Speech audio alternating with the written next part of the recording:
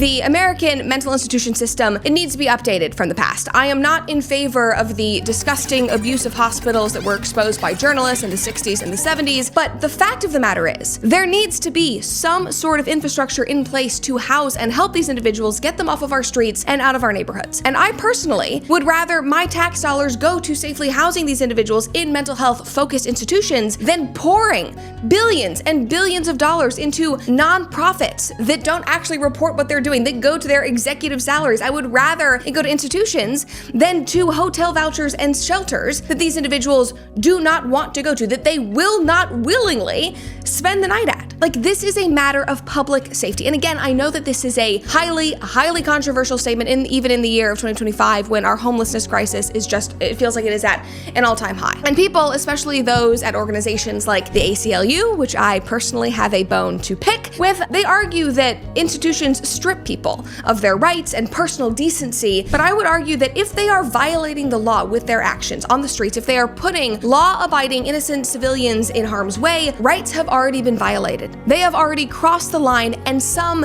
action must be taken. We can't just sit around and twiddle our thumbs and go, oh, we don't want to offend these people, even though they are naked and screaming at people and hurting themselves and attacking innocent individuals, squatting in our homes. No, I'm sorry. The line has been crossed. We have to deal with the situation. And just picking them up and putting them in jail or putting them in these temporary 5150 holds when they are just pumped back out into the streets, into the same exact system that doesn't actually help anything, that is a band-aid situation that only makes the problem worse. That is the least decent option, because the prison system and our current institutions, they are ill-equipped to deal with these crises. Like, the decent thing to do, if we want to talk about empathy and decency, is to have a safe environment where they can live and be cared for, where they can live out their days off the streets, and we know that they are safe and that we are safe.